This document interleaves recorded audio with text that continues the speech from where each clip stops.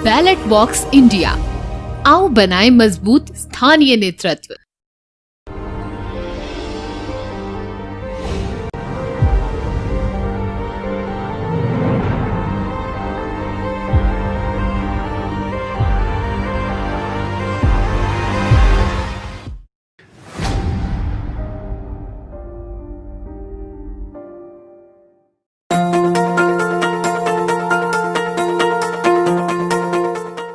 Local के लिए vocal बने। नव प्रवर्तक पोर्टल्स भारतीय इंजीनियरिंग द्वारा स्वदेश में ही निर्मित एवं संचालित हैं। आज ही अपना खुद का पोर्टल बुक करें। नमस्कार, मैं स्वर्णतार और आज हमारे साथ हैं विश्वनाथ यादव यानी ध्रुव यादव। महाराजगंज 112 विधानसभा क्षेत्र से प्रोग्रेसिव डेमोक्रेटिक अलायंस यानी पीडीए से जन अधिकार पार्टी के उम्मीदवार हैं। इनका राजनीतिक सफर 3 दशकों का रहा है और आज आगे बढ़ते हुए इस बार ये फिर से महाराजगंज विधानसभा से अपनी दावेदारी और अपनी उम्मीदवारी प्रस्तुत कर रहे हैं। तो विश्वनाथ जी से हम इन्हीं के बारे में विशेष जानने का प्रयास करेंगे। Vishwanath ji, ballot box India पर आपका बहुत बहुत स्वागत है। आपके चैनल में हमको बुलाने के लिए आपको बहुत बहुत धन्यवाद है एवं स्वागत है। मैं हार्दिक अभिनंदन करता हूं। जी विश्वनाथ जी, मेरा सबसे पहला प्रश्न आपसे कि आप अपना जीवन परिचय दें और अपने संघर्ष की कहानी हमें बताएं। देखिए, हमारी जो जीवन शैली है, हम लोग एक किसान परिवार से, एक गरीब किसान परिवार से आते हैं। हमारे पूर्वज हैं, वो बहुत कोई पैसे वाले नहीं थे, कोई जमींदार नहीं थे। हम लोग एक गरीब किसान के लड़के हैं। मेरे पिताजी बाटा कंपनी में काम करते थे और उसी से परिवार का भोजन पोषण, हम लोग की पढ़ाई लिखाई चलती थी। आगे चलकर हम लोग पढ़ लिख कर कुछ अपना बिजनेस ठेकेदारी वाला शुरू किए, थोड़ा बहुत छोटा मोटा। आज हम लोग सेकेंड क्लास के कंट्रैक्टर हैं और काम करते हैं। मेरे 4 लड़के हैं, 2 बेटियां हैं। उसमें से एक लड़की और 2 लड़के का शादी कर चुके हैं। सब लोग बीए से कम नहीं है। एक बेटी आईएएस की तैयारी कर रही है। परिवार में हम लोग शिक्षा को सबसे सर्वोपरि माना और जो भी हम लोगों से हो सका, जैसे हो सका, मेहनत किए, पसीना बहाए और बाल बच्चों को सब हम लोग पढ़ा रहे हैं। हम लोग के पास बहुत ज़्यादा पैसा नहीं है, लेकिन हम लोग राजनीतिक संघर्ष रोड, सड़क से लेकर सदन तक हम लोग करते रहे अपने नेता के साथ। जब भी हमारे नेताजी, हम लोग राजद में पहले थे, उसके बाद हम लोग 2015 में पप्पू यादव जी के साथ जन अधिकार पार्टी जाप में चले गए। तब से हम यहाँ के जिला अध्यक्ष हैं और मेरा एक अपना छवि है। हमारे छवि के विषय में लोग बताते हैं, साफ सुथरा छवि के हैं। मेरे ऊपर कोई न दाग है, न मेरे ऊपर कोई केस मुकदमा है और न कोई का ना भ्रष्टाचार या चोरी या अन्य किसी प्रकार की कोई ब्लेम मुझ पर नहीं लगा हुआ है। हम लोग एक साफ छवि के कार्यकर्ता हैं, सेवक हैं। हमसे जितना हो सकता है, जितना हम सक्षम होते हैं, शोषित गरीबों की मदद के लिए जो मेरे पास आ जाता है, जो हमसे जो जितना ही हो सकता है, मैं मदद करते रहता हूं। और गरीबी को मैं बहुत अच्छी तरह से देखा है, सुना है और भोगा है। हम लोग शुरू से लेकर आज तक वो किसानी का कोई काम हो या जो भी किसान परिवार जो कार्य करता है सब काम हम लोग अपने हैंड से करते हैं। इस कोई काम करने में हमको कोई शर्म नहीं है, परहेज नहीं है। लोग क्या कहता है, क्या कहेगा, इसको हम परवाह नहीं करते हैं। हम सिर्फ अपना काम करते हैं, वादा नहीं करते, वादा फरोशी नहीं करते हैं और सिर्फ काम पर विश्वास करते हैं। और इंसान की इंसानियत से मुझे प्रेम है, उसी के तहत हम काम करते हैं।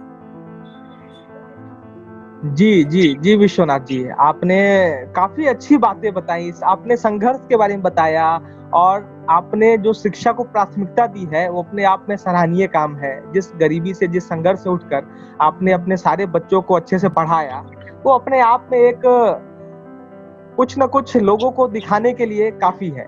बट मेरा जो अगला प्रश्न था वो ये है कि राजनीति में आपका काफी लंबा अरसा रहा, तो वैसे मैं ये जानना चाहूंगा इतने संघर्षों के बाद भी आपका राजनीति में क्यों आगमन हुआ और आपका विजन क्या है और आगे के मुद्दे क्या हैं, उसके बारे में जरा विस्तार पूर्वक बताइए।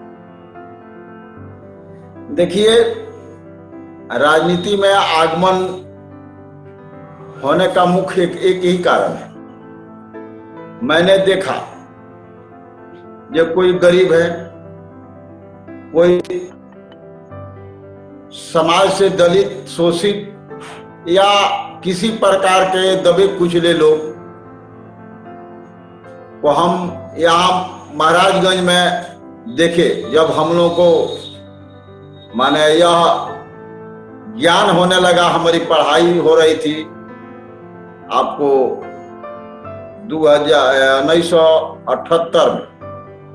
1978 में मैंने मैट्रिक का परीक्षा दिया। उसके पहले हम लोग को जब अच्छी तरह से जब हम लोग अपना एथी देखने लगे तो हम यहाँ बहुत दबंगता थी। हमारे गांव में लोग खटिया पर नहीं बैठते थे, लोग इनार पर पानी भरने नहीं जाते थे। कोई दलित परिवार या कोई बीसी क्लास के लोग जब खटिया पर बैठते थे तो उसको उठा दिया जाता था। यह सब देखकर हमको बहुत तकलीफ लगता था। आखिर क्यों?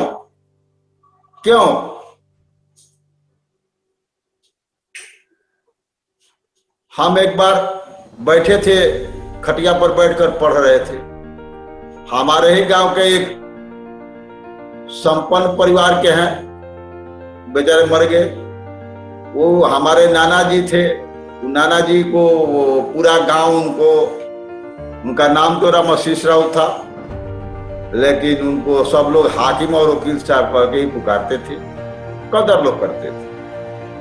तो उन्होंने आकर हमारे नाना जी से पूछा, क्योंकि यहाँ जो हम रह रहे हैं, यहाँ मेरा नौनिहाल है, मेरा घर यहाँ नहीं है, हम यहीं पर बस गए। उनसे कहा, ये हाकिम आपके दरवाजे पर जो एक लड़का बैठता है, वो खटिया पर बैठकर पढ़ता है, कौन सा लड़का है? हम लोग को देखकर उठता नहीं है।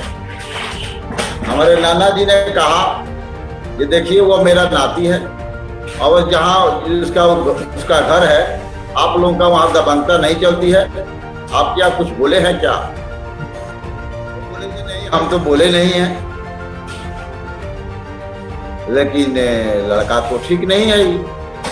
तो नाना जी कहे, देखिए आप लोग यहाँ का सिस्टम कुछ और है, वहाँ जिस गांव में लड़का रहता है उस गांव का सिस्टम कुछ और है, आप लोगों की वहाँ कोई एथी नहीं।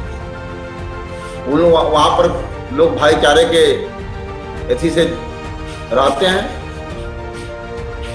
फिर मैंने बैठना शुरू कर दिया। धीरे धीरे यह प्रथा खत्म हो गई। वो लोग भी जो पहले के विचार वाले थे वो मरवरा गए, सब खत्म हो गया। लेकिन जो भी गरीब था, बहुत लोगों के साथ अन्याय होती थी हमसे देखा नहीं जाता है। हमारा कुछ अजब टाइप का माना सोच है, जो हम किसी को कष्ट या दुख पीड़ा अगर होता है तो हमको काफी तकलीफ होती है, हम उसको सहन नहीं कर सकते और हम रोड पर उतर जाते हैं। हमसे जो सहायता होने लायक रहता है, जो ही 2 पैसा रहता है, हमारा शरीर से रहता है, हम उसका मदद करते हैं। उसके लिए मुझे जो भी कष्ट हो उसको बर्दाश्त करने के लिए मैं हरदम तैयार हूं। और मेरा विजन है कि भाई आप इंसान हैं, हम इंसान हैं, न जात पात बैकवर्ड फॉरवर्ड हिंदू मियां का राजनीति हम नहीं करना चाहते। हमको सिर्फ इंसान की इंसानियत से हमें प्रेम है। वो किसी जात बिरादरी से आता हो, जात बिरादरी तो हम मानते ही नहीं, क्योंकि जब मनुष्य की उत्पत्ति हुई तो कोई जात नहीं थी, सिर्फ 2 ही जात थी, औरत और पुरुष। तीसरा उसमें कोई जात नहीं पैदा हुआ था। यहां पर आकर लोग 50 तरह के जात बना दिए, कर्म के अनुसार लोग कहते हैं ऐसे वैसे जैसे तैसे लोग बना दिए, और उससे भेदभाव जो शुरू हुआ उससे हमको काफी हमको दर्द होता है। आखिर यह क्यों, किस लिए, काहे लिए? आप ही बताइए सर, आप ही बताइए। अगर किसी दलित का लड़का किसी फॉरवर्ड क्लास की लड़की से शादी कर लेता है, उससे बाल बच्चा हो जाता है, तो उसका कौन सा जात माना जाएगा? कौन सा जाति पाति रह गई? पहले स्वयंवर होता था, स्वयंवर में लोग किस जाति का कौन है, किस जाति का कौन है, वीर जो था उसको शादी ब्याह हो जाता था, उसमें जाति पता तो नहीं थी। आज कोई किसी लड़की का, मोहम्मदन की लड़की है, मोहम्मदन का लड़का है, किसी हिंदू के लड़के लड़की को उठा कर लेकर चला जाता है, भाग जाता है, शादी ब्याह कर लेता है। जाति पाति, कौन सी जाति पाति, ये हमको समझ में नहीं आता है। ये नेता जो हैं, ये जो नेता हैं, ये नेता नहीं है। ये सब माने हम आपसे क्या कहें, ये सब लोग पूरी जनता को तहस नहस करके रख दिए हैं, और पूरा बिहार और यूपी, ये 2 जगह तो इसमें इतना ना बांट दिया है लोग, जे साफ विकास का कोई बात नहीं करता है, सिर्फ जात पर, पात पर, बैकवर्ड पर, फॉरवर्ड पर, हिंदू पर, मियां पर, इसी पर वोट मांगता है। इन लोगों का राजनीति का यही है। क्या विकास हुआ, कैसे विकास होगा, इसके विषय में तो कोई बातें नहीं करना चाहता है। हमारे नेता और उनका कार्यकर्ता सिर्फ और सिर्फ विकास के हम लोग बात करते हैं, इंसान के इंसानियत की बात करते हैं, न कि हम लोग जात पात बैकवर्ड फॉरवर्ड हिंदू मियां की बात नहीं करते। आपने देखा होगा पटना में बाढ़ आई, कोई दिखाई नहीं दिया, उस समय इलेक्शन नहीं था। सिर्फ हमारे नेता और उनके हम लोग कार्यकर्ता पटना में जेसीबी पर चढ़े, ट्रैक्टर पर चढ़कर, पैदल घूमकर, टायर कर, जैसे हुआ टायर के चक्का का हम लोग इसी बनाकर, और हर इंसान की जीवन बचाने के लिए हम लोगों से जितना हो सका हम लोग मदद किया। मुजफ्फरपुर सेंटर होम में जो घटना घटी, जो ब्रजेश ठाकुर के आज जेल के अंदर है, वह हमारी पार्टी, हम लोग 90 किलोमीटर नारियों के सम्मान में पैदल यात्रा किया। गोड़ से जो औरत कुछ थी, उन लोगों के गोड़ से छल्ला, गोड़ में छल्ला पड़ जाता पैदल चलते चलते पीठ पर, हम लोग पटना तक पहुंचे, चमड़ी बुखार आई, 200 बच्चे मर गए। हमारे नेता ने कहा अगर नहीं रहते, अगर नहीं हल्ला करते तो वहां कुछ नहीं होता और सब दब जाए। आज देखिएगा, आज थोड़ा बाढ़ आया है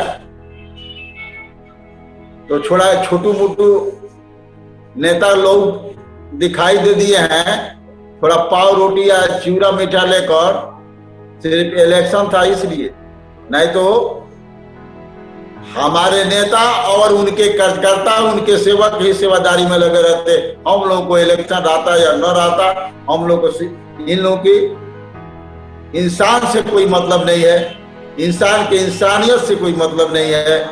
और हमारे पार्टी के हमारे नेता और उनके कार्यकर्ता, इस सब लोगों को वोट से कम मतलब है। वोट का राजनीति हम लोग नहीं करते हैं, हम लोग इंसान की इंसानियत की बचाने की राजनीति करते हैं और बिहार को बदलने की तैयारी में है। जनता अगर मालिक है, अगर जनता चाहेगी बदलाव, तो निश्चित रूप से हम लोग बिहार को बदल देंगे। आज कोरोना काल आया, कोरोना कोरोना कोरोना, हमको तो नहीं बुझाता है कोरोना मतलब होता क्या है। हम तो उसका एक ही अर्थ निकाले हुए हैं, कोरोना मतलब जिसको कुछ नहीं करना है, जिसको घर में बैठ कर आना है, जिसको एसी में बैठ कर आना है, उसी के लिए सर कोरोना है। कहां जनता के लिए कोरोना है? हम लोग तो पूरे घूम रहे हैं और 6-7 महीने से तो लगातार हम लोग घूम रहे हैं, पूरा इस तरह से भीड़ में रह रहे हैं। कहां हम लोग को कोरोना पकड़ लिया? कहां हमारे नेता को कोरोना पकड़ लिया? हम लोग अपने आप में खुद कोरोना है। हम लोग के पास कोरोना नहीं आएगा, कोरोना कुछ नहीं है, सिर्फ बहाना है। इलेक्शन के बाद सर देख लीजिएगा, इलेक्शन के बाद यह कोरोना भाग जाएगा कि नहीं रहेगा।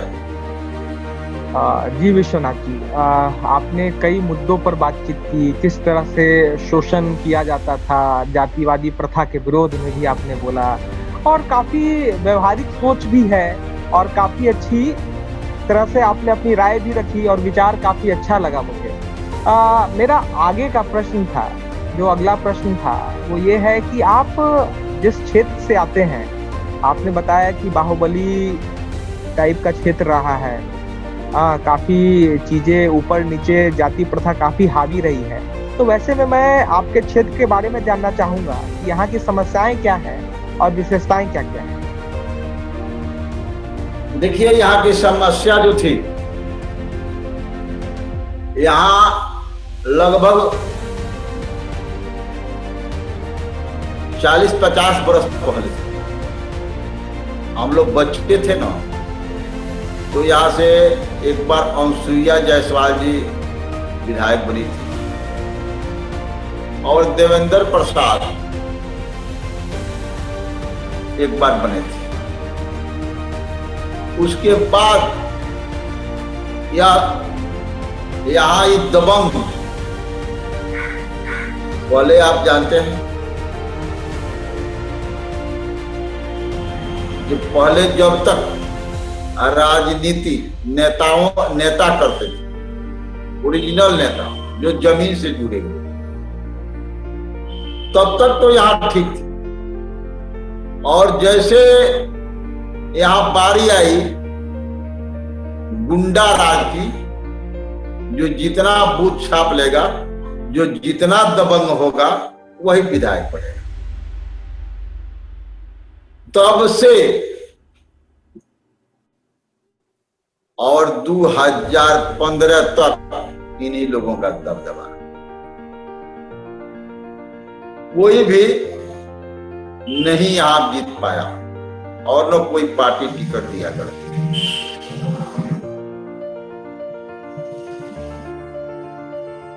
बहुत लोग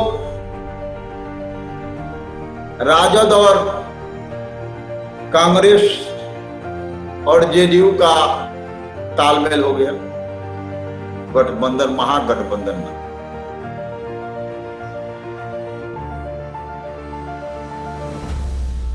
और नई 2015 में राजनीति का व्यवसायीकरण हो गया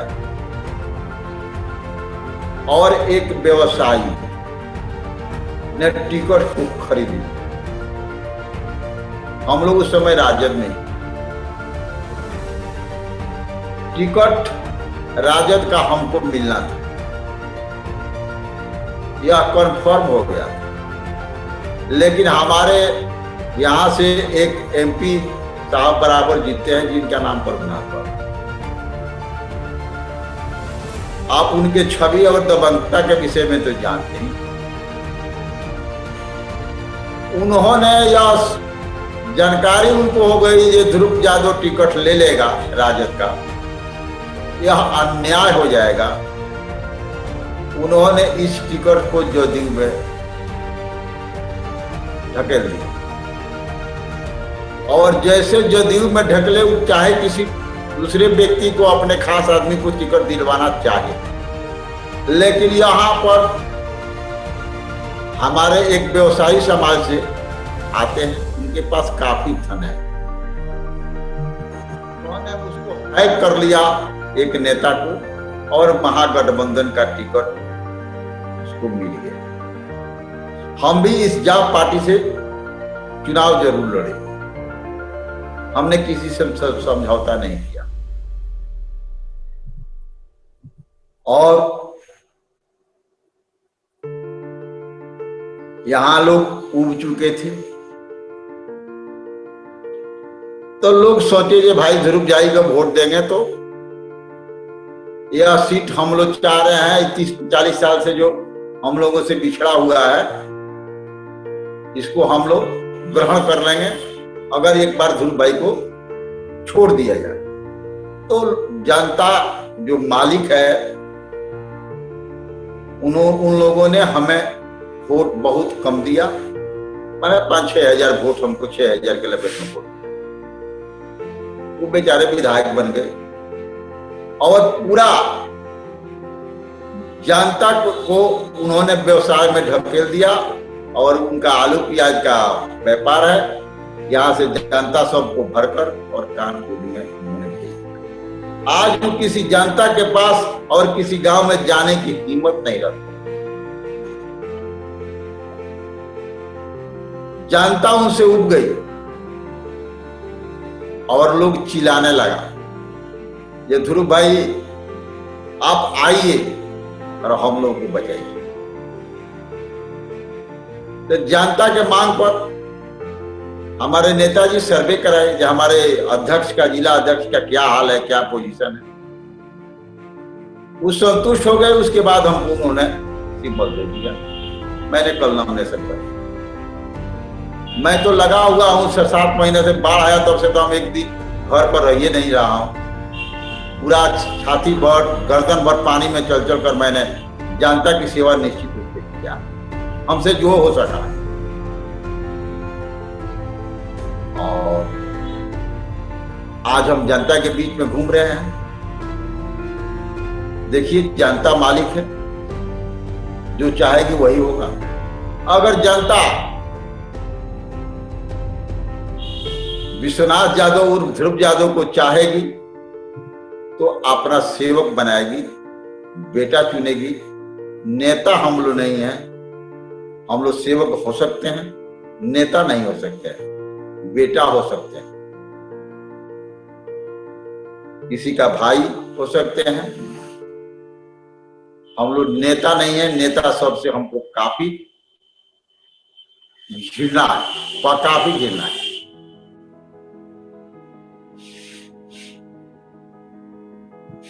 जी विश्वनाथ जी, मेरा सबसे अंतिम प्रश्न नहीं कहिए उसे कि आप जनता को क्या कहना चाहेंगे? देखिए, जनता को हम यह संदेश देना चाहेंगे कि जनता अपना सेवक चुने, न कि नेता चुने। जनता अपना भाई और बेटा चुने, जनता नेता न चुने। नेता अगर चुनेगा जनता, तो नेता का मतलब इस समय गाली हो गया। बहुत बहुत दुख से कह रहा हूं सर, नेता के नाम पर लोग गाली दे रहा है। सिर्फ अपना झोली भरना नेता जानता है। देश कहां चला गया, देश कहां चला जाएगा। सिर्फ नेताओं को सुरा और सुंदरी से प्रेम है सर। आप देखे होंगे, देखते होंगे, डेली देखते होंगे। ये नेता नहीं, ये देश के कलंक है सर। आज आप ये बताइए सर, आपसे बाद में चाइना आजाद हुआ, देखिए ना सर चाइना का विकास और अपने यहाँ का विकास। वहां के नेताओं को सिर्फ अपने देश से प्रेम है और यहाँ के नेताओं को देश और राज्य से कोई प्रेम नहीं, कोई प्रेम नहीं है सर। इन लोगों को सिर्फ अपने और अपने से ही प्रेम है, दूसरा किसी से, देश से और जनता से कोई प्रेम नहीं। सर आप लोग, आपसे हमको रिक्वेस्ट है सर, आप लोग भी अपने माध्यम से इस देश को बचाइए सर, नहीं तो फिर देश गुलाम हो जाएगा।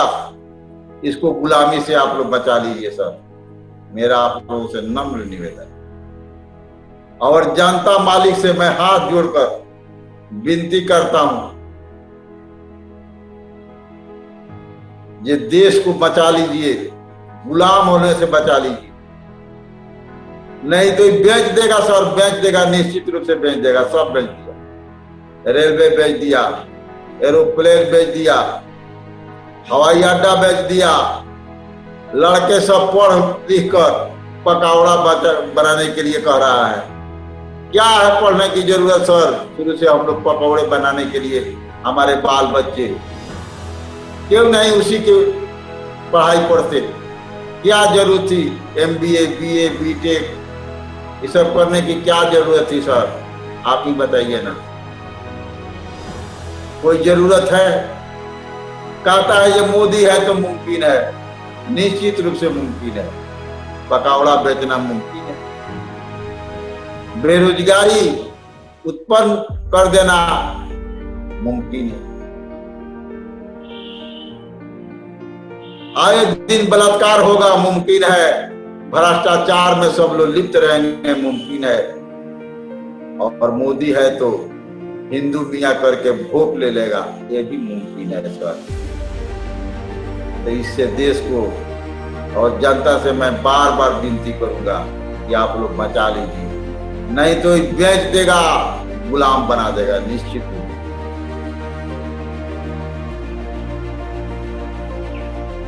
जी विश्वनाथ जी, ये थे आज हमारे साथ विश्वनाथ यादव जी, यानी ध्रुव यादव। लगातार राजनीतिक संघर्ष इनका आज अपने मुकाम पर है। 3 दशकों का सफर इनका राजनीति का रहा है और हम उम्मीद करते हैं कि और कई दशकों तक ये राजनीति में रहकर लोगों की मदद करते रहें। हमारी तरफ से आगामी चुनाव के लिए और राजनीतिक भविष्य के लिए बहुत बहुत शुभकामनाएं। बैलेट बॉक्स इंडिया से जुड़ने के लिए आपका शुक्रिया।